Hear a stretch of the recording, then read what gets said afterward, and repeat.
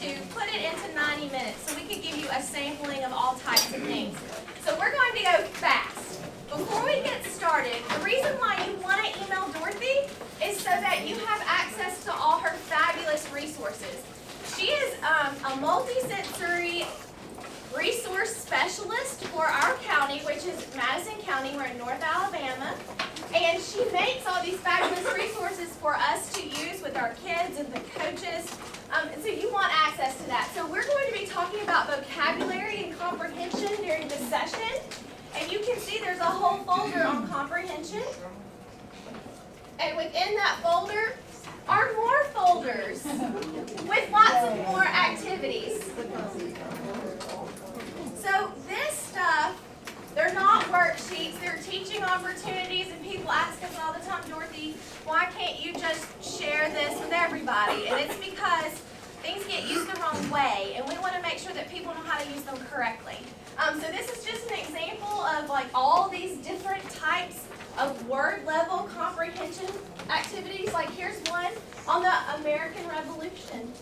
So you're going to be learning about stuff you can do with this today. Right, you want it linked to your content area, right? So, you know, a lot of the work comes from teachers that I work with saying, hey, you know what, if you could just give us, and so, yeah, we're a lot of big companies. Okay, so like we said, this is Dorothy Strong. She's our resource specialist. She went through the MSLE program in cohort 2 a long time ago, and so now she works for our district, and she comes to all of our schools, and I think every school system needs a Dorothy because you can't do it without her. Or more than one. A Dorothy and an assistant Dorothy. I'm also DS. I'm Deanna Spitzer. I just finished MSLE. It was the best professional development of my life with Polly back there. She just finished with me. And I'm an ARI reading specialist at one of our elementary schools, Owens Crossroads Elementary. So let's chat about vocabulary. That's where we're starting with today. And vocabulary is really important because once we can decode a word, we need to know what it means to be able to comprehend. Knowledge of individual word meanings accounts for as much as 50 to 60% of the variance in reading comprehension. Once children have learned the alphabetic code, vocabulary is the single most important factor in comprehension. Right, and what we know is that language gap that we have between the socioeconomic levels, it is really a language gap. It's a vocabulary issue for those folks who are not steeped in that vocabulary that a higher socioeconomic family might, you know, let their children be involved in and the experiences and the like. So vocabulary is key, particularly if you're in that Title I school, which is where we spend a lot of our time. Most, you know, we've got the highest percentage in our county, and so this is even more important to us. Now, I think we might challenge some of what you think about vocabulary and comprehension today, about the word level and the sentence level and the text level. So we hope that you will come out of here with a different opinion and knowledge about vocabulary and comprehension. Research indicates that vocabulary is tightly related to reading comprehension across the age span. For any encounter with a given text, it is the quality of the reader's word knowledge or words in the text that is crucial to comprehension. Here's some research. Dorothy, do you want to split it with me? Sure. We know that vocabulary knowledge in first grade predicts a student's reading comprehension in their junior year in high school. That's huge, y'all. Huge.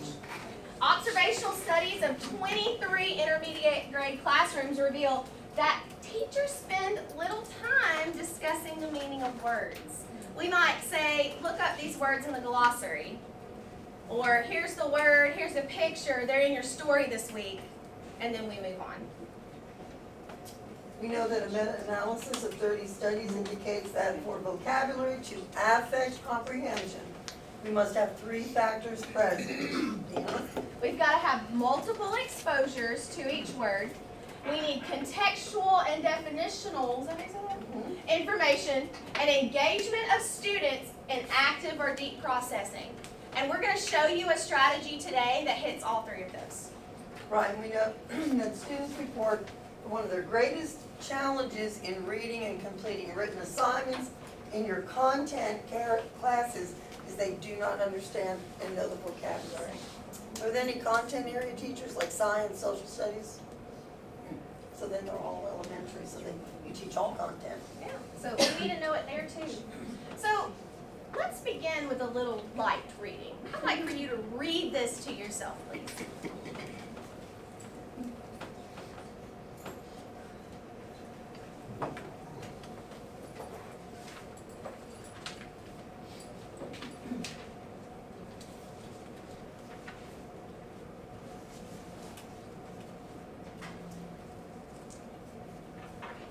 Who can tell me what this is?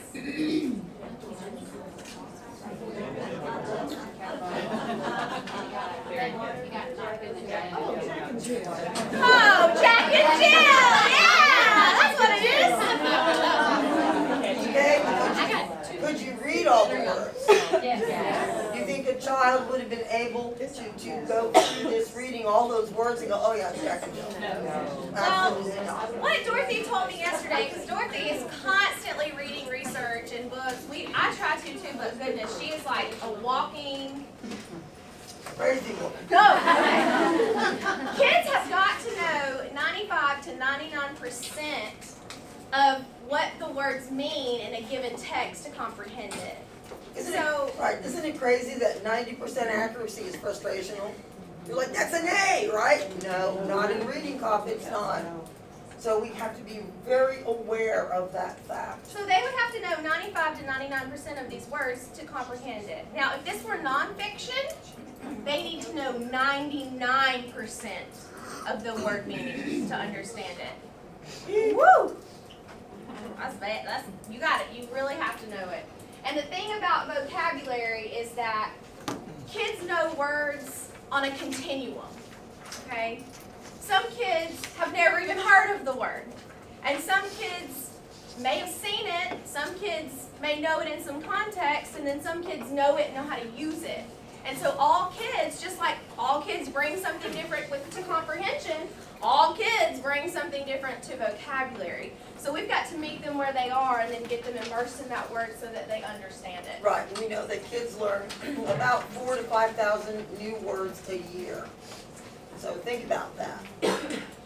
Okay, we also know, I thought this was a good fact too, that if kids will read 10 minutes outside of school every day, then they're going to have higher vocabulary rates of growth between 2nd and 5th grade. So just 10 minutes can make a big difference with vocabulary. Okay, also those content words like we just talked about.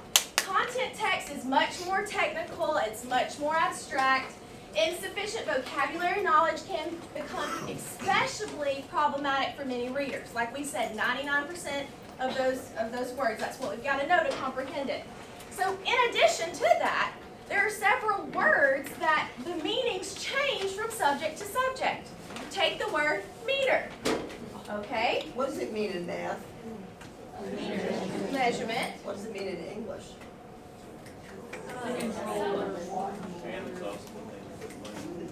No, what does it mean in English? Harpen meter.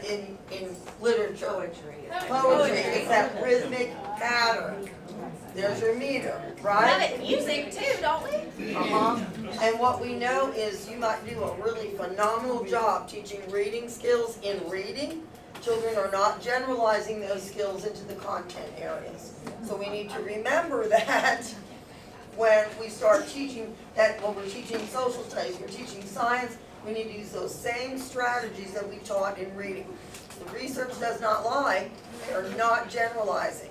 So we might be knocking ourselves out in the reading, teaching that literature and all those strategies, but they're not generalizing, and we've got to help them do that. And that's one reason that, like, shameless plug, Comprehension Toolkit is like I love some Comprehension Toolkit. If you've never used it, it's amazing. Because you can use it in the content areas to teach those comprehension strategies. Okay, so here's some ineffective strategies. I'm going to be really honest, college kids. I'm glad you're in here because my first couple years teaching, I did all these things because I didn't know. But when you know better, you do better. So you guys are going to know better. Okay. Do not copy definitions. There's no research supporting that it's effective. Don't ask the kids to write sentences given the words, because they don't know what they mean, so they're going to use them incorrectly, so it's a waste of time. Right. Okay? Use the word metaphor in a sentence. After tweaking too much, I met a four-legged policeman. Right? It doesn't mean anything. This is one of Dorothy's favorite things. Like, I used to do this all the time. I thought that this was a good strategy, like a before reading strategy. Who can tell me what blank means? Okay, well, y'all work at Title I, so I can say this, right? It means that your dog got ran over, because everything's about a dog in Title I. Everything is about a dog. Okay, so the research says everything is about a dog. So the research says that if a kid gives the wrong answer first, then the rest of the kids remember the wrong one. Exactly. So instead, we are going to give that definition to you. Right, and I usually say, how many of you have heard of this word? And they all raise their hand, and I know they're lying. But that's okay. That's okay. But that's okay, because I'm going to give them the definition I want them to use. That's right. We don't want to give them what the vocabulary is prior to reading a text as a group, because what we want to do is show them the vocabulary in the text. We want to show them how it's used and what it means in the text. We don't want them memorizing definitions for a vocabulary sheet, because we all know what memorizing does. We know it for a moment and then we lose it, and we want them to own it and use it. And we don't want to ask students to use context clues for unknown words when there's little contextual support. Now, context clues are a strategy, and I still teach context clues, but I'm not going to give the kids something where I want them to use the context clues to figure out the meaning, and there's no context to figure out the meaning. Okay? So you've got to be really smart in what you choose. Purposeful planning. Okay, so today we're going to be using strategies from Bringing Words to Life by Isabel Beck. And this is a really great book if you haven't read it. It's been around for a while. This is an updated edition, second edition. And so we're going to be using a strategy called text talk. And this book gives some research. It talks a lot about vocabulary, but then it also gives some great strategies. Okay, so you've heard of these. This is not RTI tiers this time, okay? Different set of tiers. Not these kind of tiers either. Okay. So tier 1 words, they're your most basic words. They're typically found in oral conversations. Children are exposed to these at an early age. So these words rarely need or require instructional attention. Unless you have an EL that doesn't speak English. Now they are Anglo-Saxon words. But your ELs who do not speak English, you show up with no English, are going to need tier 1 words. We don't need these, okay? We don't need to spend our instructional time teaching these unless we've got a special case. We need to bang for our buck. And those are the tier 2 words, okay? Those are the words that are characteristic of written texts. They're high utility words. They're found across a variety of domains, and they have a powerful impact of verbal functioning. One thing I like to remember about tier 2 words is that usually my kids already know a synonym for that word that's a tier 1 word, okay? Like enormous would be a good tier 2 word. Do they already have synonyms that they know for enormous? Big. Like big. So these are the words that are going to make an impact on their writing. These are the words that they're going to be able to need for their reading. These are the impact words. Now the tier 3 words, has to do a lot with your nonfiction text, okay? These are low frequency words. They're often found in specific topics. Photosynthesis. Okay, they have to know that word in the text that we're reading about plants. But I'm not going to see it in a text about the human body, okay? We don't photosynthesize. So we still need to know it so they're appropriate at times. we have to teach them, but they're not the ones that I can really get a lot from. All right, so let's look at a few strategies. And this is text talk coming from Isabel Beck. I'm going to show you two different examples, and then another one of this. So this comes from this book.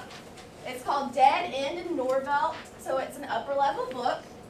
And the first thing that you want to do is you want to be very intentional about the words that you select to teach, okay? So these are the ones that we have today. Exasperated, exasperation, look at all those morphings. Admiration, abscond, implored. She had to tell me what that meant yesterday. Yeah, she had to tell me yesterday. Implored, concede, forlornly, and incredulously. Okay, those are some tough words. I don't know a kid that knows any of those. Okay, now, did the teacher come in on Monday and pick those out and just put them up? No. Okay, she knew what she was going to be using, and she knew the strategies she needed. And this is a middle grades text, just so you know. Okay, so I'm going to share the words in the context of the text. That's important. And then provide a student-friendly definition. So I'm giving the definition, and we are looking at it in the text. All right, so the first word is exasperated, okay? Miss Volker was exasperated when she found out that Jack didn't know how to type. And that's lifted right out of the text. Right out of the text, that's right. Now I would tell the kids, when you're exasperated, you are annoyed and irritated by someone or something. Like when you play in your desk. Okay, that's probably what I'd say. But anyway, when you're exasperated, you're annoyed and irritated by someone or something. Okay, so you make sure that the kids know you're all on the same page, and I've given that to them. And notice you told them in the book where they're going to see it, page 12 and page 103. So lots of advanced planning on the teacher's part. Okay, page 109, implored. When Jack visited Miss Dubucky, we had to talk about this last night too. She implored him to stay longer. So implored is to ask for something with great urgency or need. It's like you're begging for something. So we've showed them where it is in the text, and we've given them that definition. Those are the first two steps. Okay, now we're going to present examples and non-examples using words. Listen, if I say something that makes you feel exasperated, say, "Arr!" What are you going to say? Arr! Okay. Learning that your team's volleyball practice has been changed for the 10th time. Arr! Yeah, I'm annoyed. Discovering that your dog has eaten your completed history term paper. Arr! Learning that your family is sending you and a friend to the beach for a week-long vacation. Woo-hoo! Okay, we didn't hear any args, right? We're not exasperated by that. So we're giving them real word examples that they can relate to. We're personalizing that word learning. And notice we've given them different examples. It doesn't have anything to do with the story. We're showing them situations they'd be very familiar with to show their exasperation. Now they can respond to the following. At times, learning a new task or skill can be exasperating. Would you give up, or would you continue to work on acquiring the skill? You could have them talk to a partner about it and then share some of the answers. When might someone be worthy of your admiration? Explain. What might exasperate a teacher? That would be fun. Okay? So you're giving them a chance now to talk about it and put it in their everyday lives. Then you can do some word associations, okay? So no one could believe that the mayor said, or what the mayor said, because it was so unlike her initial position.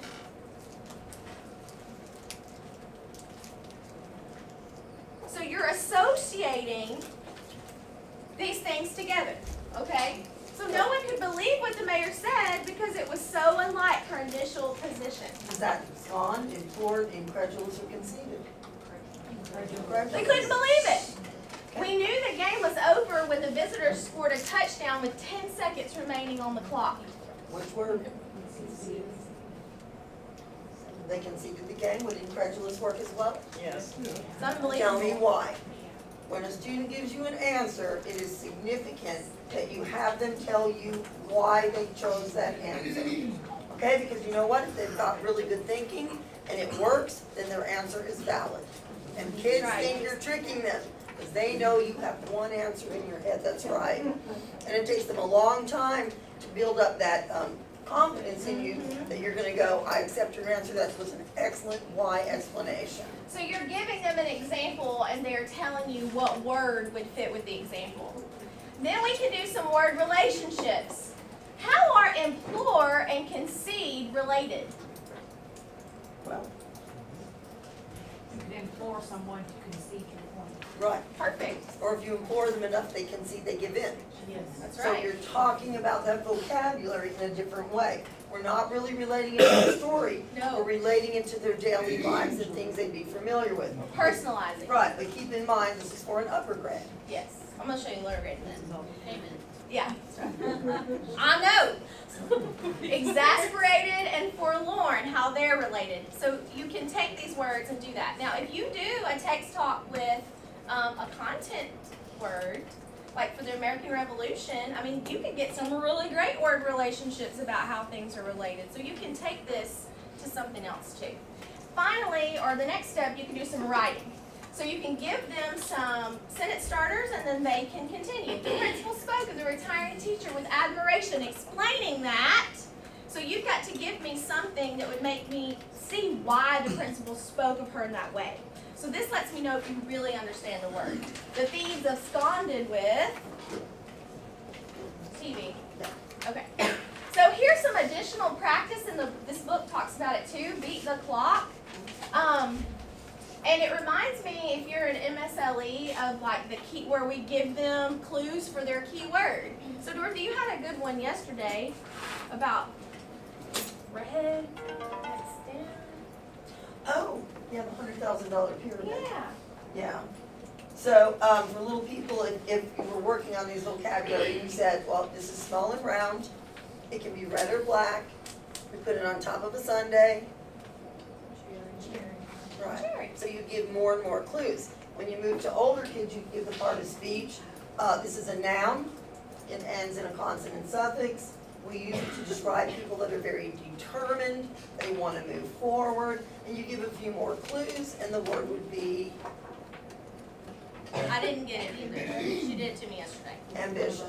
There you go. Yeah, but you know, you're going to need to layer it and Yeah. level it appropriate for the students that you have. That's like the $100,000 pyramid. So you can play that game, or you can play Beat the Clock, where you have them answer questions within an amount of time, true or false. A woman trying to abscond with a ring from a jewelry store would want people to notice what she was doing. False. Okay, go back to the text. Now find 3 examples in the story where the characters were these things. Where were they exasperated? Where were they forlorn? And then finally, you can do some assessment. You can select the word that best completes the sentence, respond to each question. How might you express your exasperation with someone who kept imploring you to go to a movie and you didn't want to see it? Choose the word that best completes each item. Soothing or pleasing people is the opposite of blank now. So is this a one-day activity? One-week activity? Probably much longer, okay? Probably much longer. So let's try a text talk that is where I love the younger kids. This is the word reluctant, and it actually comes from the book A Pocket for Corduroy. Okay? So this word is reluctant. What's this word? Reluctant. What's this word? Reluctant. One more time, what is it? Reluctant. Good job. In the story, Elisa is reluctant to leave the laundromat without corduroy. Okay, so that's what the text is telling us. She is reluctant to leave the laundromat without corduroy. Now I'm going to tell you, reluctant means you are not sure you want to do something.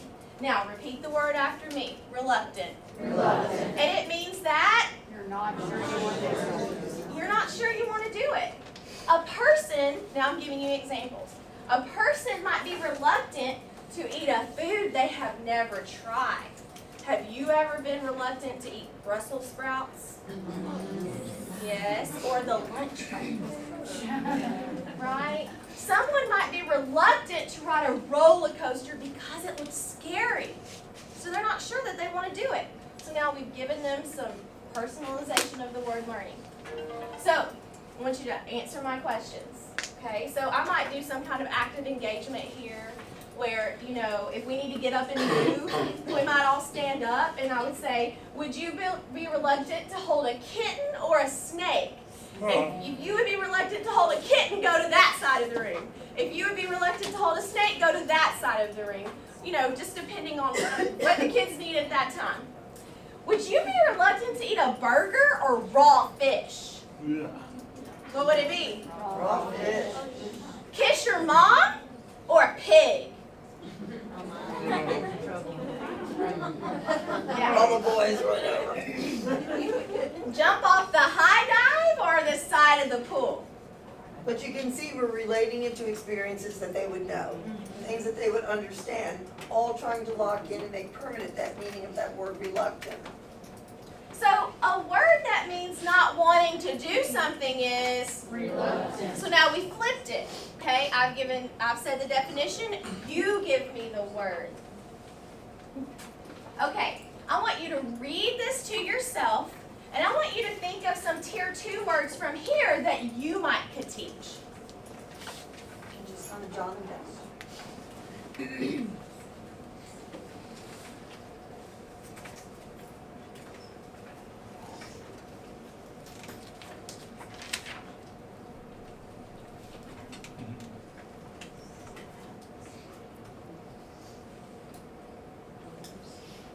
All right, give me some good words. Enormous. Enormous. Alongside. A palace. Yeah, we talked about that, like department store, and even girl size, like in chest of drawers, those phrases. Yes, well, the word that I want to show you how to use from here is enormous. So, show them in the text. Okay. The room was small, nothing like that enormous palace in the department store. Now, this word is enormous. Say it with me. Enormous. Enormous means very large. And if I can do a hand motion, I will. So, what does it mean? Tell me. Very large. What does it mean? Very large. Tell your neighbor something in the room that's very large without saying my hips. Go.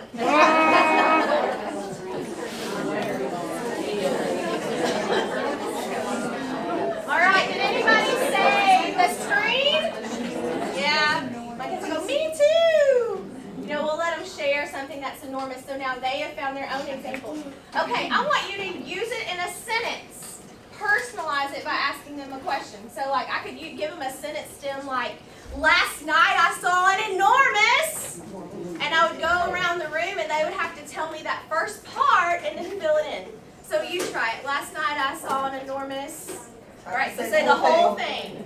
Last night I saw an enormous spider. Good. Last night I saw an enormous one. Perfect. So we're practicing that oral language. If you can say it, we can write it. So we can take it to writing from there if we want to. Then you can move on to some questions for them to think. Would an ant be enormous? No. Is a rocket ship enormous? Yes. You can do pictures. I could show them an elephant. Is this elephant enormous? Yes or no? Yes. Why is it enormous?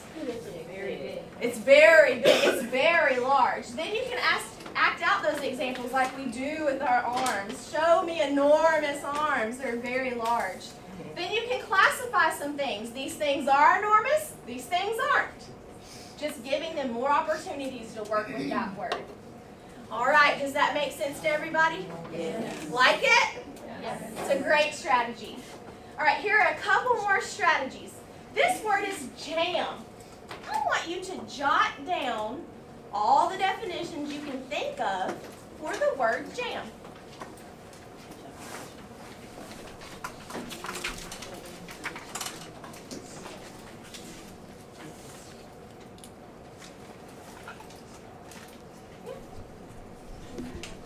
All over the state.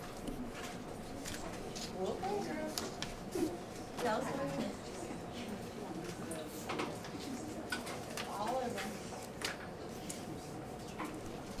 we would let our kids do some peer work with Yeah. this. Because I worked with fourth graders and we were talking about jam and they just, they could not give me those multiple meanings of the word. So when you read some of the sentences, they think they're so ridiculous, it's because they don't realize we have multiple meanings here. Anglo-Saxon word. That's right. All right, who can tell me some definitions of the word jam? Do you have one? You, yeah. Stub my toe. Oh, like you jammed. Jam. Oh, somebody had a different one? Jamming, dancing. Oh, music, Yeah. dancing, yes. Casement around doors. Yep. Oh, a door jam. Oh, like you're in a jam. Like trying to fit something in a small place. Oh, like you jam it? Fruit like That's the spread. copier jamming, you know? Fruit like spread you put on bread. Fruit like spread. Look at all these different things. Traffic, oh, that's my jam. I'm good at it, right? A problem, music, paper, jelly. All these different things mean jam. Right, and we expose them to So this maybe. because what you find the dyslexic doing is they talk around it. I had a little girl and she was trying to tell me what an ornament was, but she couldn't Word exactly say. retrieval. Right, so what she was saying is, it hangs, it's round and they put it on it goes on a Christmas tree. She did not have that rapid recall, word finding skill of saying, ornament. So this is helping those kids that are the dyslexics see those multiple meanings. And we can take it one step further. By adding adjectives for these meanings, okay? And then we can use this in writing too. So it's a great thing. If you have ELL students, this is also a great thing to do because they're not gonna know all of those definitions for those multiple meaning words either. Then you can take it a step further for the little ones, or anybody. You can have them pick a couple that they wanna write about, okay? Like in a jam, and then draw a picture of it. Jam with my pals. Draw a picture of music. Okay? All right. We're gonna talk a little bit about comprehension. And we know that comprehension is the most challenging of all the things we ask our kids to do. All right? Because it involves multiple cognitive processes. The kids that have difficulty maintaining attention, those ones that are really, really ADD or ADHD and are not medicated generally really struggle with this. Because they just can't hold it in long enough. They struggle through the decoding and they finally read the sentence. By the time they get to the end, they forget about everything that they've read. So we have to be very careful using some of the different strategies and some of the ones that I'm going to show you today. So let's talk about a few things about comprehension. Gaps in background knowledge and weak vocabulary development can have a significant effect on comprehending text. And fortunately, most widely used basal reading programs do not offer the strong background knowledge that students need to develop more sophisticated reading skills. So those textbooks that we have to supplement sometimes to make sure we fill in those holes of background knowledge so that they can comprehend. Right, the fourth grade teacher is gonna teach a unit on the American Revolution.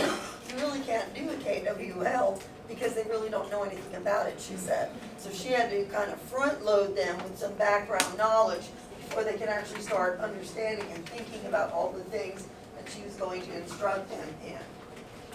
So let's take a peek and see what we've got. We know that studies have shown there's a strong relationship between a grasp of sentence grammar and reading performance. We're going to talk a lot about sentence grammar now and the next section too. Preschool and kindergarten students can improve their comprehension performance through experience that support oral language and reading skills. Remember we talked about there's a language gap. So any of those activities like that text talk where you're using oral language can help strengthen that comprehension for them. Okay, we know that to improve comprehension, we want to use a few strategies. Comprehension monitoring, cooperative learning, graphic organizers, question answering, question generation, story structure, and summarization. And this is important too because like in our textbooks, we get a skill and we get a strategy. And I think teachers spend the most of their time focusing on the skill, main idea, generalization. But really, we need to be focusing on the strategies because that's what research says is the most important thing for comprehension.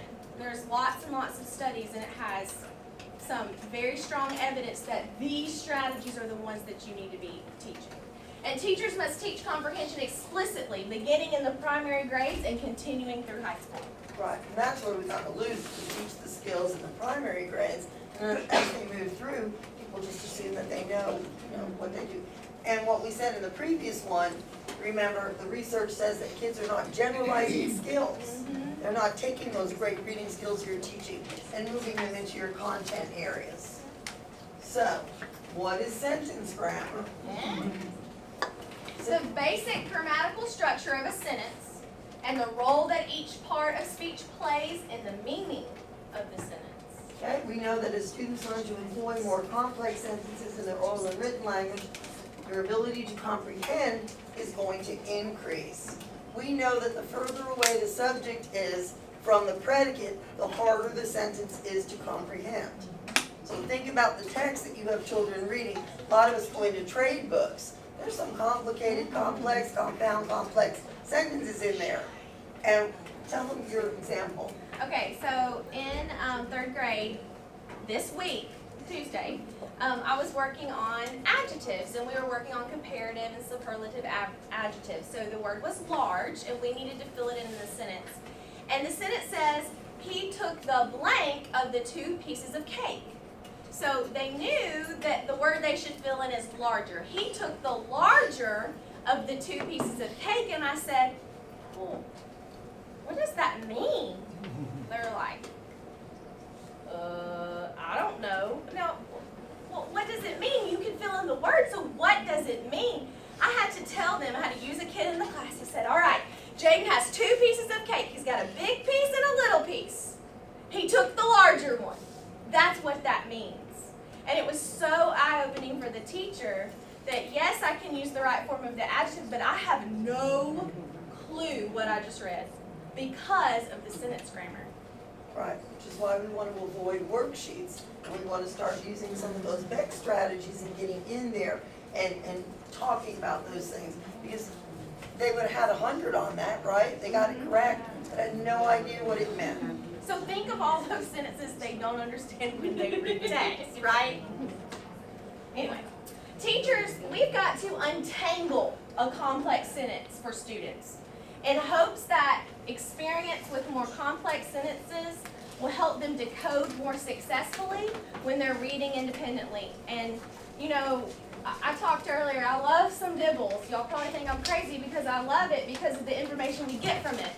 And we progress monitored all of our kids for a temperature check last week, and some of our best readers in the class dropped like 20 words.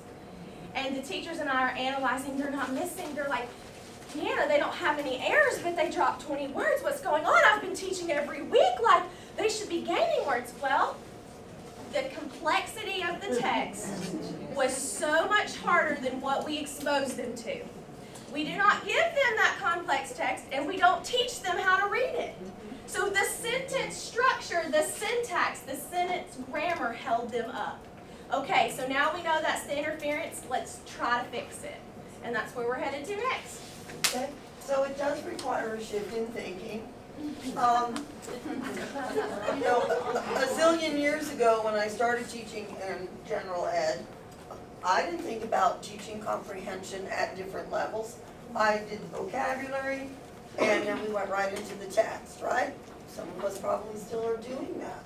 So this required me to actually make a huge shift and hopefully take my colleagues along with me. We know that comprehension of written text involves processing language at different levels. We start at the word level, the sentence level, and then we move to the text level. What do we usually do? We go right to the text, and then we wonder, why don't they understand what they're reading? So let's take a peek and see what we mean by the word level. Okay, this would be some primary examples of some word level meanings. You notice there are pictures at the top. The boy is writing, he's using a pencil. The girl is painting, she's using the palette. Then I would have my students use the same pattern and draw 2 more things. What could they put in there? Somebody eating, somebody using a fork. There you go. What else could they put in there? Fishing and fishing rod. There you go. What else? Driving. Okay? Got it? So is there only one right answer? Okay, but they're gonna think there is, right? They're gonna come to you and go, is this good? Whatever they have, as long as it's fitting the pattern, it is excellent. And you want them to also to be able to tell you that we added a blank and a blank, a food and a fork, or a meal and a fork, because you wanna know why they put those. You wanna have them verbalize why they use those. This is my favorite. Okay, do that one then. Okay, read these words with your, this is the assignment. You would read the words with a partner and tell which one does not fit. So I'm gonna read the first set of words and I want you and your partners to talk about it. Lion, lynx, leopard, and Siamese. Talk with your partner about what doesn't fit and why. Go.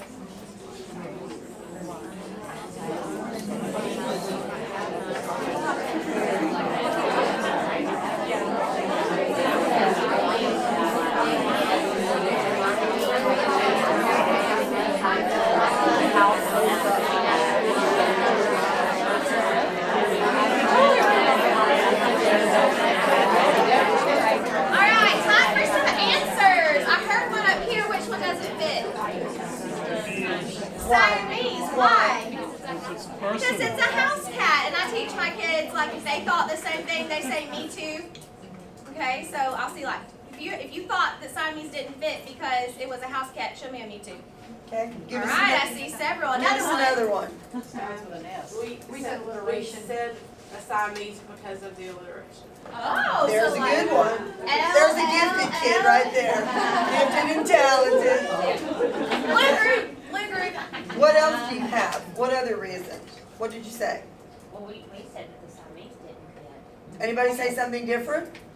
I thought that a child may have said the lion didn't fit. Why? If they weren't thinking cat, even though lion's a cat, they're thinking wild animal. That's just not. Wild versus. We also said that the first three are L. Well, yeah. Is that a valid answer? Absolutely. Siamese is a proper noun. Oh, yeah. So all of your answers are correct, which just blows little people's minds, you know, like that, because they believe the teachers only want one right answer. So it is very difficult for them to kind of let go from that, but they must tell you why. Okay, look at the second one there. Dishes, boys, teacher, bananas. Tell your partner which one doesn't belong.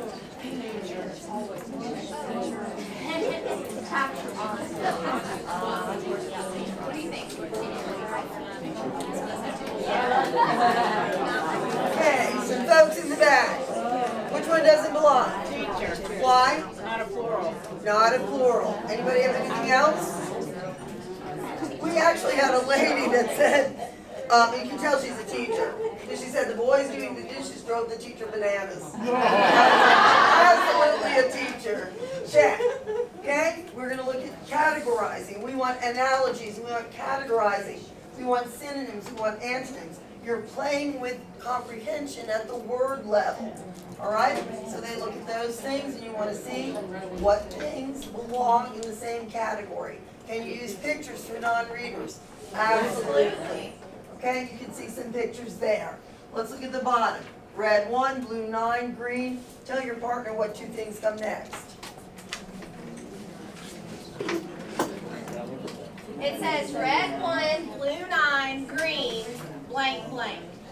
Red 1, blue 9, green, blank, blank. So what comes next? What are we going to put in there? What do you like? Green and yellow. Why did you put that? It's a number and a color. Is that the only right answer? Absolutely not. 7 purple. Why did you do? Another gift. You went way too deep. You went way Right, you can see that every answer, as long as it makes sense, and it's all valid. And that's new for kids, okay? So there's some primary. Here's some additional ones where we use semantic features. So we're working on vocabulary at the same time. Right, we've got all our characters and little creatures there, and we put our X in things. Does the turtle have fur, up, or no? Scales? and we just go through. There's a lot of categorizing, sorting. We're sorting by person, place, or thing, all right? Multiple meaning words. So sink, and then you've got your pictures. There's two meanings for sink. We want little people to start thinking about those multi-meaning words. And then we have shades of meaning. So you want to talk about that? Yes, and I brought some. I don't think we have time for it today. But shades of meaning are really important because in shades of meaning, you know, kids have to think and reason about what might be more intense than another. Like, we talk about using paint strips for shades of meaning. You've probably seen that before. Where like the most intense word is the darkest color, and the lighter word is not quite as intense. We were working with adjectives at the end of last week, and I gave the kids Halloween pictures, and they were going to write adjectives. So I gave them a witch, and so they wrote like mean and evil and all this stuff. Okay, well, what's worse, mean or evil? You know, that's a shade of meaning question.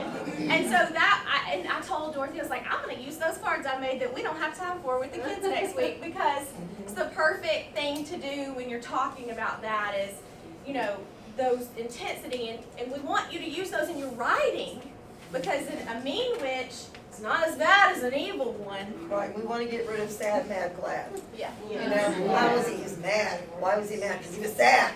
Why was he sad? Well, now he's glad. Oh, now we need to get rid of those, which is, I hear that all the time, even from my fourth graders. Yes. So we want to get going with this.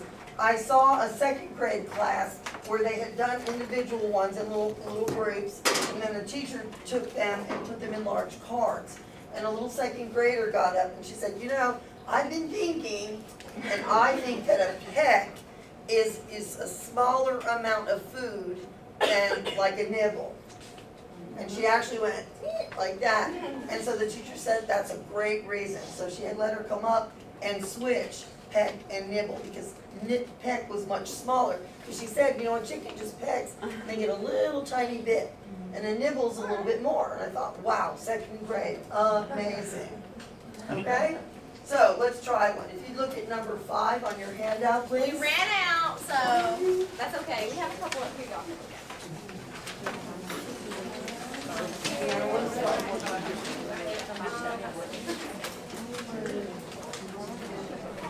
Oh, we're not there yet. Oh, wait, we're not there yet. We're not there yet. They could do the first one.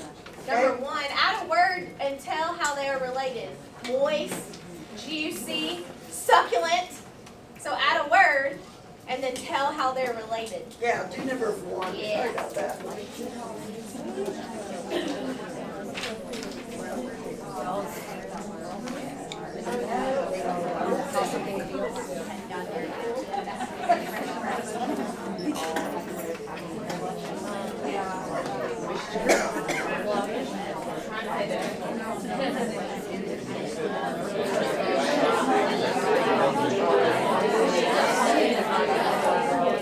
Okay, let's talk.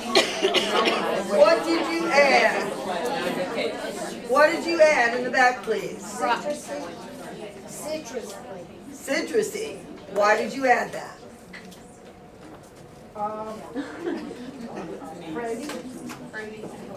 Because it's, I don't know. Is I don't know okay? No, we're just teasing you. Okay? But they're going to work together in pairs. We're developing vocabulary. What's the whole gist of moist, juicy, and succulent? They're juicy and succulent. I need another word. I hate that word, moist. I need another word. Okay? Luscious. Delicious. Right. Well, think about what moist is. What? Ways to Oh, describe that's a good one. Luscious. Mouthwater. Mouth-watering. Now we're cooking, okay? Why did you put that? And you put your answer down. Look at number 2. Where's all the math people? Right.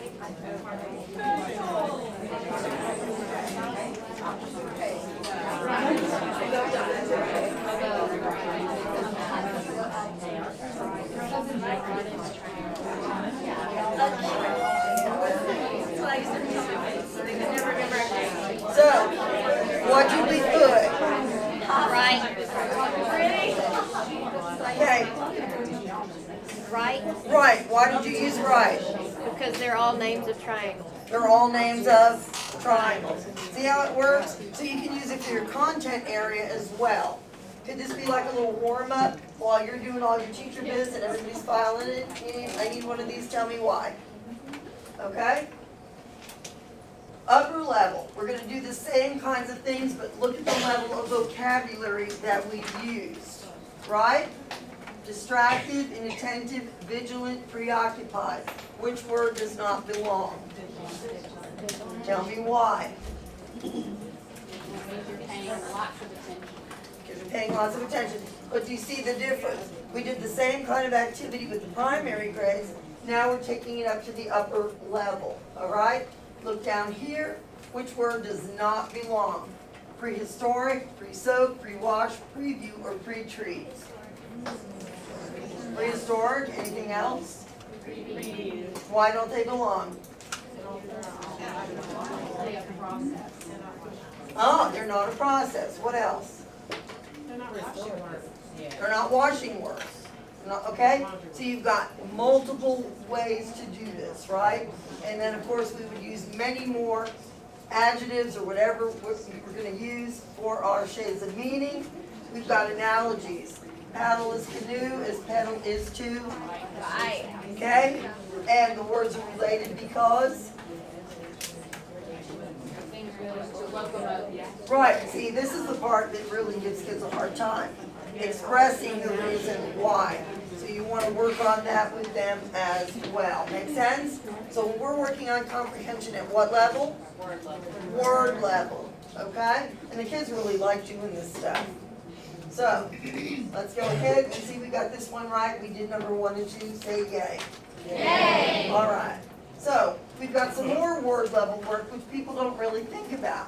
This was really an interesting activity where we did abstract and concrete nouns. I have a lot of stuff in there on that. What's the difference between an abstract and a concrete noun? Can't touch it. Okay? All right, so let's think. When we're sorting, and we want to sort by abstract or concrete nouns, can I link my morphology to that? Absolutely, right? Think about friendship. Is that a noun? Is it concrete or abstract? And we added suffix what? Ship. So we're linking it into there, right? Treatment, concrete or abstract? Okay? What should we add on to it? Meant. So we're linking it. Okay? All of our morphology and all of our work is linked together in meaning. There should be little lines here. I don't know if any of you have thought of it. I never really did because, I'm not a math person very much. But, doing a graphic organizer using math terminology. Morphology chart. Here we've got our unknown word. We're looking for the roots, prefixes, suffixes, and what we think it means. So you're using some math terms there. See more? There's your semantic features. A little bit harder, right? Diagonals are perpendicular to each other. Square, triangle, and rhombus. And you go through and you check.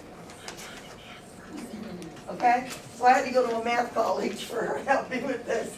But you get the idea. So if you're teaching the math, you're pumping that level of knowledge up. All right? And then there's some categorizing for social studies, which is kind of like my wheelhouse. So you've got documents, military, and then you do your sorting through terminology that you found in your social studies book. There's a lot of those in there. Because I had a lot of teachers who were subject area, and they wanted me to kind of get some things going so they could see. I haven't made everything you're gonna do. Somebody asked me that, remember? Have you made every single, no. Okay, because there's only one me, I don't have any little elves anywhere helping me out.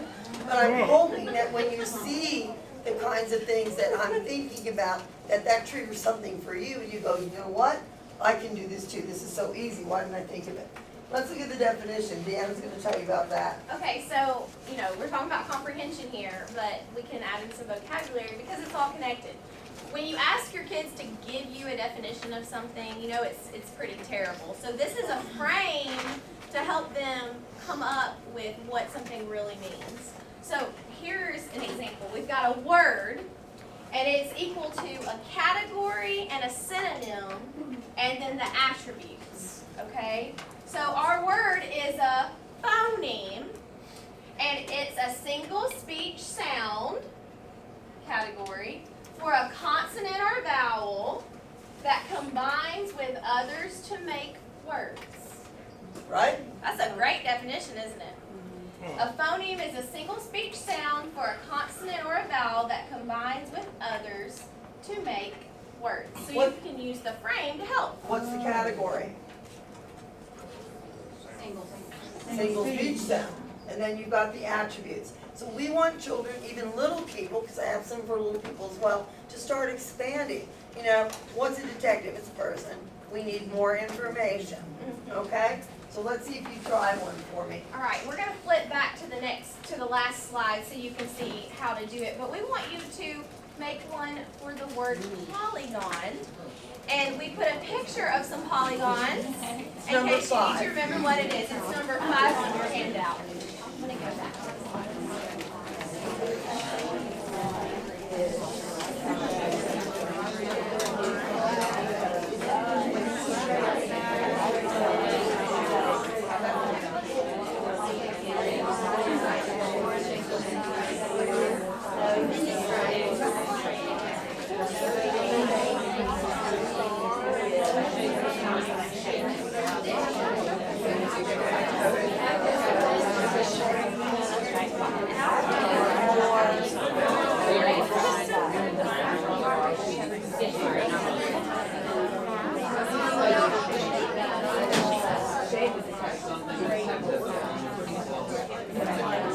Okay, another 30 seconds.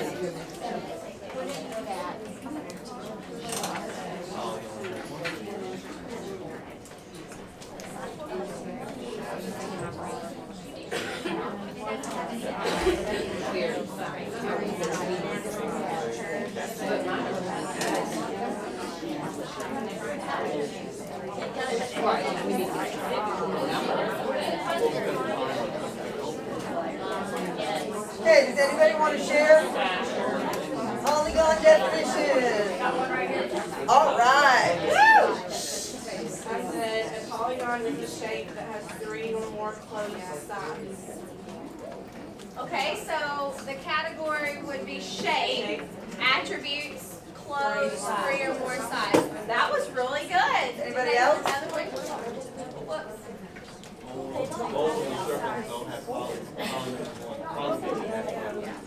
Circles aren't polygons because they have to have straight sides. They have to be closed and they have to have straight sides.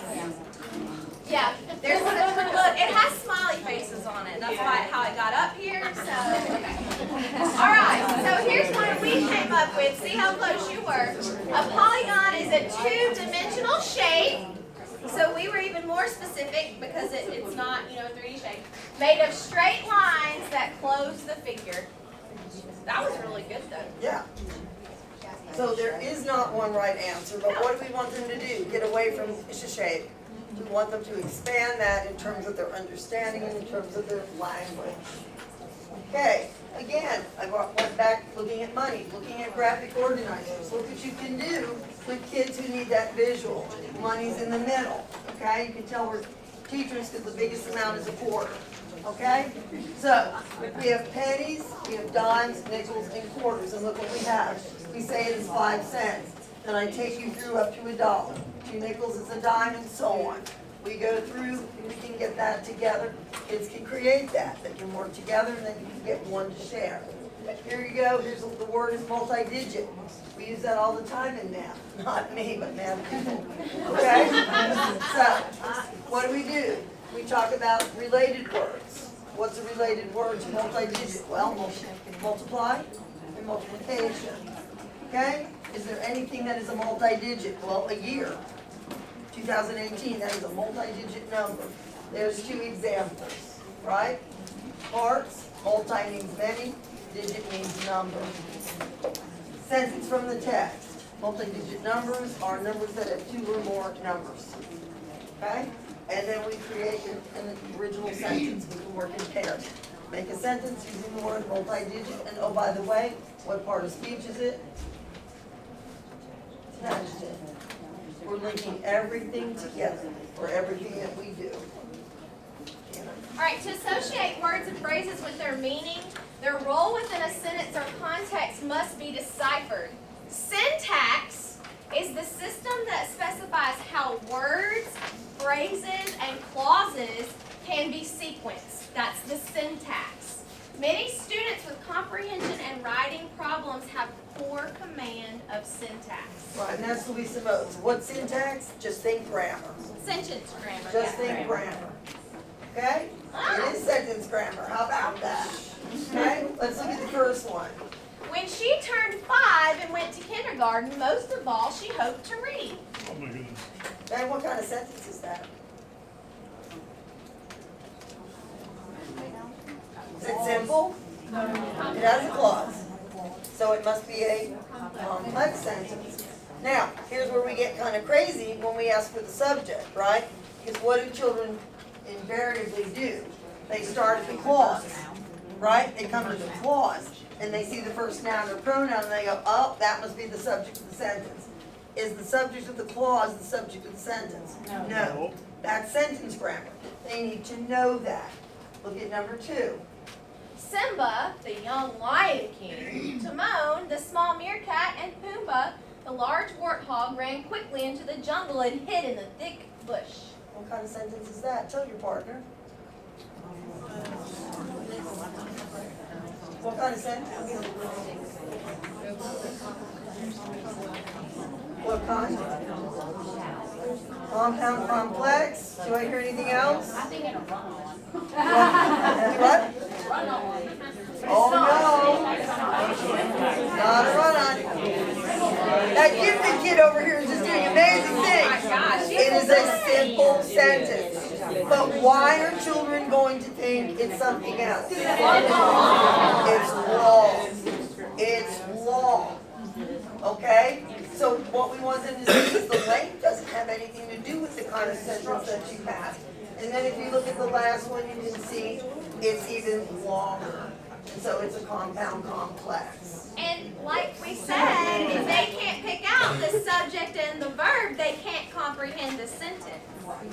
Okay? So let's take a look at comprehension on sentence level. Primary grades, we know that sentence combining is one of the most effective ways to increase comprehension. Where can you get those little sentences from? Well, get it from the text that they're reading. Get it from your science, get it from your social studies. But it is the most effective way to improve comprehension according to research. I love the first sentence play. Deanna, would you read that? Yes. And Dorothy and I, we talk about this because okay. The dog naps under the big tree. Okay, so which of these are true? The dog naps Dogs. under the big tree. Oh, the dog's naps under the big tree. All right, number 1, there is just one dog. How did you know? Okay. The dogs are not tired. That's not true. How do you know? There you go. The dogs are in the shade. How do you know that? It may not be shade. Exactly. Right, even if there aren't any, there's probably some shade. Okay, so what do we call it when we use what we know and what the text says? We're inferring, right? With one sentence. Okay. There is more than one dog. Yes. Yes. The tree is large. Yes. Yes. So you start off, and if your little people can't read it, you read the sentence for them, they echo it back, you read it, they echo, you read it, they echo. They can do their thumbs up, thumbs down. I have these little things where you have the little thumbs up, thumbs down on little cards. They can touch those, whatever you need to do. She's got this one, the one that, okay, it's coming. The one is coming. Yeah, it's It's open fine. to debate. Debate. We have our sentence kernels. You give the little small part. You have the other things. There's some of them in there for you. A boy runs. Okay, what do we finish it with? And you move them around. Sentence recipes are one of my favorite things because that lets you know if children really do know their parts of speech and how to use it. And adults. Right, I gave you a sentence kernel, so to speak. The dog naps, and I want you to tell me where the dog naps. Okay, give me the whole sentence. Tell me where the dog naps. Under the dog naps under the big tree. Okay, give me something else. Under the big tree, the dog snapped. Oh, Whoa. yes, because we want children to understand you can move those prepositional phrases around and still have meaning. The children play. When do they play? Tell me when they play. While I was teaching reading. Yeah. I didn't hear you. After school. They play after school. Good. When do the children play? She already said that. Oh. After the children play. After school the children play. So you're going to have them play with words, all the while expanding their knowledge of how they're used for comprehension purposes. Okay, let's take a look and make sure it's number 4. Oh, it is. Okay, put an X by the statements that are true. Read your sentence to yourself and X what is true.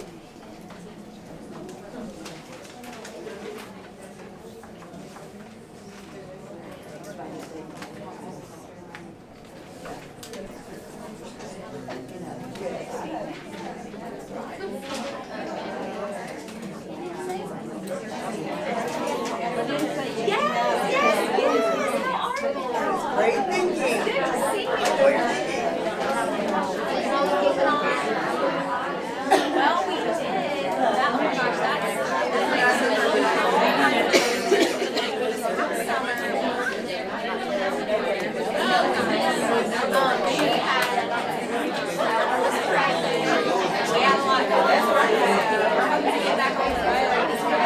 Okay, Deanna. What are they saying over there? Which one is true? they said the last one is true. Which means repair means to fix. Tell me why number 1 isn't true. Men? Tell me about number 2. You don't have enough We don't know, right? We don't know. It could have happened today. We don't know. So you see how those are going to work and unfold for your kids. Make sense? We're comprehending what? On the sentence level. Okay, let's take a look. There's a couple more. I changed that, Deanna. I put No, that it's one still in. coming. Oh, I is it? saw it. Oh, yeah. Yeah. Okay, and so, we do sentence jumbles, same or different? Did you do those? Rick ate the last chocolate chip cookie. Read Okay, the is second that the same as Rick ate the chocolate chip cookie last? one. Why are they different? There could be more in the second. Yeah. Could be And more we don't know left. when he ate the first cookie, he could have eaten it first. That's right. Okay. Which sentence says that more than one dog barked at my costume? None of the dogs barked at my costume. A few of the dogs barked at my costume. A few. So we're using sentence knowledge and sentence comprehension. I'm not going into a text. I'm not pulling big things out. We're just doing a little 5-minute warm-up on this stuff. Okay, which came first, underline it. So circle the word that helps you decide. Andy ate the donuts after he left the store. What happened first? He left the store. Okay, what word helped you? After, see? So you're showing them that sequence. And let's talk about for a second, like when they're in text and they're having to answer a sequencing question, and it gives them one of those sentences like that, and they have to figure out what happened first. This would be the perfect scaffold. The perfect way to teach it is to start small like this, at that level. That's hard for them. Okay, before the girls went on their picnic, they cleaned their room. Which came first? How do you know? Circle the word. Before. Okay, make sense? So we're still at the sentence level. There's one for a little bit older folks. All right? Expanding sentence. I've got a sentence kernel. The hikers will rest. Tell me what hikers, where they're doing it, and when they're doing it. I like the last activity. It's one of my personal favorites. Deanna, can you read the directions? Yes, use the word in parentheses as the specified part of speech in the sentence. All right, so the first one, use Right. light as a noun. What do they need to know before they can do these things? Or parts of speech. So if I only taught nouns and verbs, that's all that I would give them. If I taught nouns, verbs, and adjectives, I would give them all, okay? What we That want makes them to sense? see is that words can be different parts of speech depending on their function, their job. Okay, so let's take a peek at number 6. It's on the back of your page. Okay, write your sentence with 9 or more words using the word like as a noun, then as a verb, and then as an adjective. Let me tell you the rule of thumb for the number of words in a sentence. What we think is we say kids should write the number of words, 1 word for each year they are. So a kindergartner who might be 6 would write a sentence with how many? 6.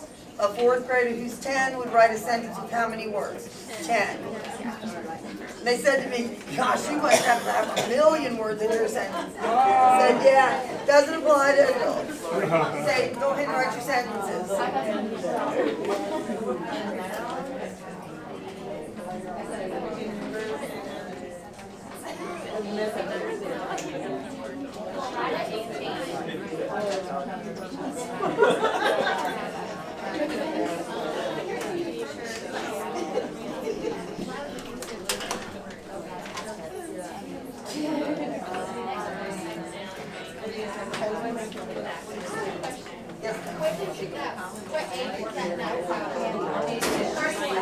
No, you know what, if they can get 10, 12 words easily, then you're good to go. What I have found, what I have found with my special folks, my dyslexic folks, they're writing sentences that are much longer than their age, and they're shocked. They're like, oh my God, I just wrote a, 12-word sentence. Whereas before, at the beginning, I was getting, I see a dog, I see a bird, I see a cat. So it's allowed them to expand. So I love that she puts that, what she calls recipe. All right, we need a volunteer for a sentence as a noun. Light is a noun, light is a noun. Hello, hello, hello. Light is a noun, please. Light as a noun? Yep. Light. As a, Where's your sentence? turn on the light. That's not 9 words. That's not 9 words. Eve, thank you for playing. The distant light at the top of the tower beckons sailors in the approaching boat.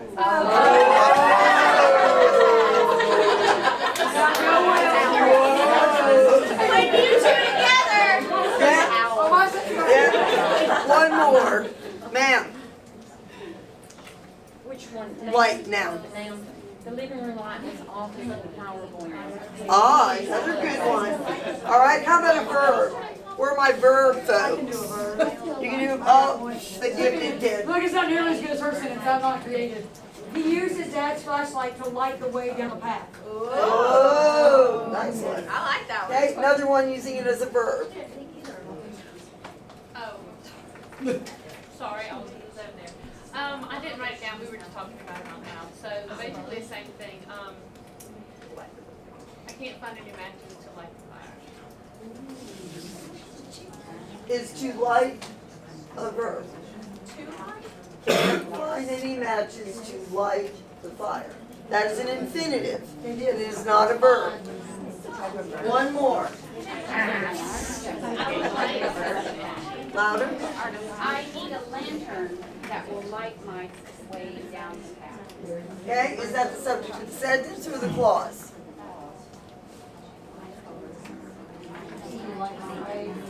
What do? I need. Is there a clause in there? Yes, right? It's still a verb, but It's still a verb, but it's the verb of the clause. So you might want to tell them that when they come up with that stuff. Okay, how about as an adjective? Oh, let's see, these young people with their young brains.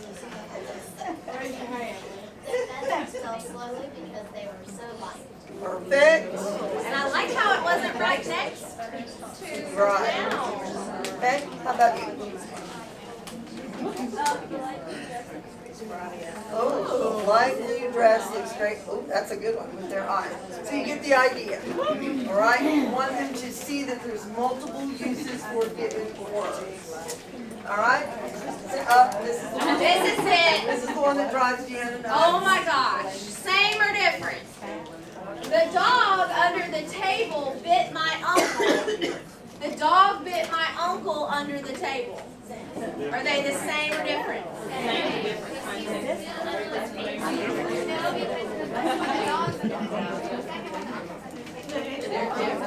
The dog bit his uncle regardless. Now, Right, Where? do you see how you have conversation talking about comprehension? Okay? I like this activity also, ways to say it. You give them the word only, all right? And you give them a basic sentence. Jason took his camera to the zoo. Use the word only in 4 different positions. So, do the first one, Deanna. Only Jason took his camera to the zoo. Read the second one, please. Somebody. Jason took his only camera to the zoo. How about the third one, sir? Jason took his camera only. And the fourth one, ma'am? Jason only took his camera to the zoo. Did we change meanings? Yes. How do you do it? By moving that word, right? So we're playing with the language in the sentence structure. Okay? Then we move to the paragraph. Okay, so now we need to talk about topic sentences, and we're going to talk more about them in the next session. Topic sentences can be used to teach main idea, and we talked yesterday that Dorothy's been doing some research from a new place, Jones Sandita. Is that how you say her name? Lover. And that she says that there are actually levels to teaching main idea. That we should be teaching main idea in a continuum like we do phonological and phonemic awareness. It was really interesting. But this is a topic sentence. Tina is getting ready for soccer season. She's eating healthy food and she gets a good night's sleep. She runs almost 5 miles every day. She also practices soccer with her friends. So we would want them to find the topic sentence of this paragraph. All right, she's getting ready for soccer season. Same thing, we want them to find the topic sentence, and then the next thing we would want them to do is give them the paragraph and have them provide the topic sentence. Okay? You have to be able to find the main idea to be able to provide a topic sentence for these basic paragraphs, because typically the topic sentence has the main idea in it. Does that make sense? Right. And for little people, you can start off with pictures. Okay? Give me a sentence that tells the main idea of what's going on in this picture. So now you're moving. People don't realize that categorizing is another foundational skill for main idea. So that's why we want those little people to be doing that sorting and categorizing things, because you're setting them up to get ready to identify main ideas. And I think this would be really helpful with those questions we get on assessments. That's, what's another title for this passage? You know, starting out here, I think would really help with that. Oh. Okay. Now we have some more main idea. Now after we found the topic sentences and we have added a topic sentence, now you find the main idea for the paragraphs. Some more same and different. And what we were talking about too with these signal words, it really made me think about the power of teaching text structure for comprehension. So if we teach our kids how to identify the structure of the text, like, is it problem solution, is it compare contrast, is it cause effect, is it sequence, which, by the way, is a part of our standards. If we teach that, then it can help with their comprehension, because as they start reading, they're like, oh, I noticed there are time order words here. This is sequence. When I read this, I need to be thinking about the steps. What happens? Oh, I noticed they're using similar and both and compare. This is a compare contrast. As I'm reading this, I need to be thinking about how they're like and how they're different. So that really can help with comprehension if you teach that text structure. Do you want to say anything else about this one? Okay? Yes. Read that to yourselves, please. This is true, by the way. I would gain like 500 pounds.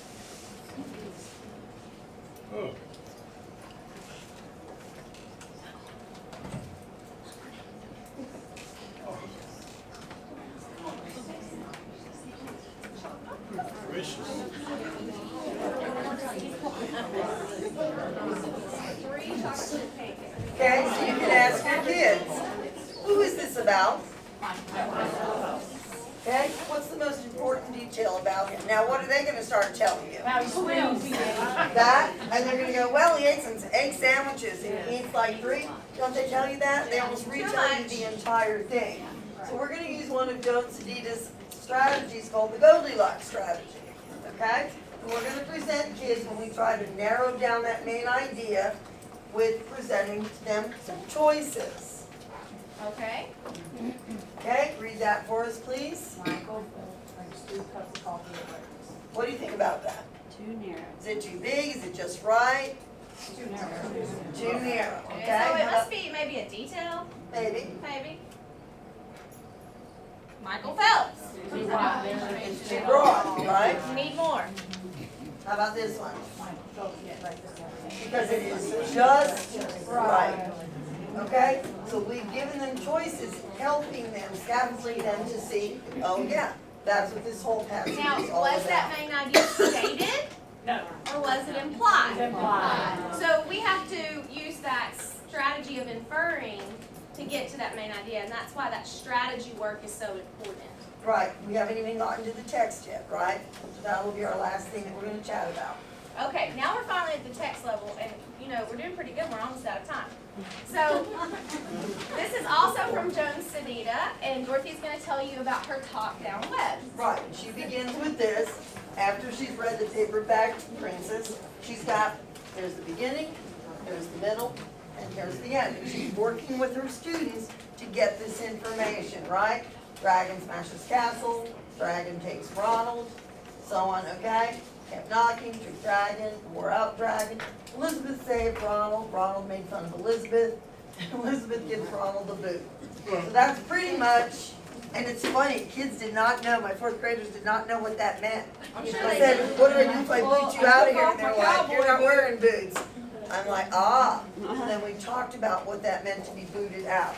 So there's one activity that she would do. She then moves into her 2-column notes, still using the same story, not on the same day. Okay? Is there anything wrong with rereading a story multiple times? Absolutely.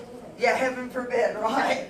Okay? So here, we're talking about the story, character settings, problem, solution. Here we're using the 2-column notes to talk about characteristics of Princess Elizabeth. Now we can take this and summarize. So now we can use it for a different skill. Okay?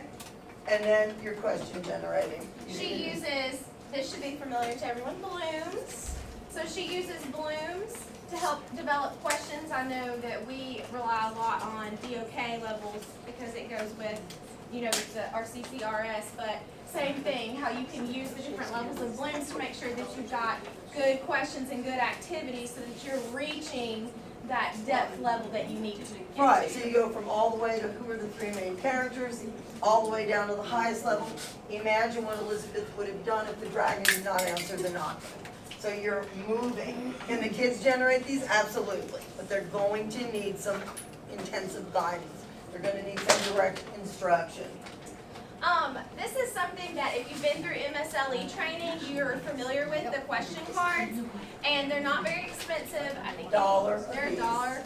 But what was interesting is when I went through MSLE, we used them differently than what Dorothy learned how to do.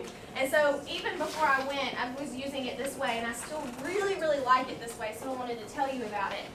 The first thing that we do is you get like those little sticky flags, like the Post-it stick flags, like right here, and we put them on our charts in the different colors, okay?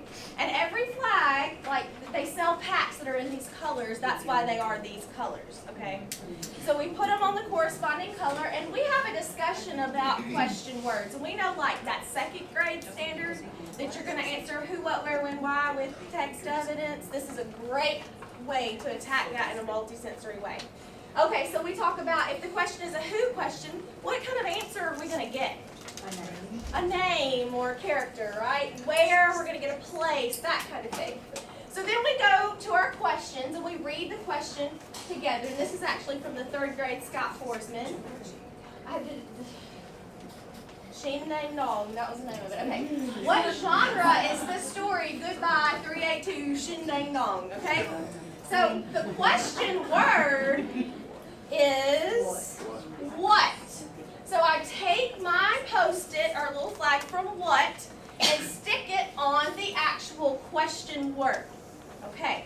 Now, I go to my text and I find the answer. And when I find the answer, I remove the sticky flag from my question and stick it on the answer in the text. The kids love it because they don't lose their place. Right. They're able to stick it right there. Right, your language processing kids will continue to use it for the entire year. I noticed because you Yep. gave them the option. I did. You know, if you don't need it, you don't need it. If you do, you need it. Those children who are in speech for language processing use it all year long. And if the text was particularly complicated, maybe science, social studies, they would go back and get them. Because we had teachers order a whole set for their class and work with those on that. Now Dorothy has some in the file that you can print off as well. But it's just a great multi-sensory strategy for comprehension. We wanted one so we could do fiction text, because, you know, we have questions from that too. So she made this one. And you can see that, you know, we've done it a lot. We love it. Here is an example from a text called The History of Gum.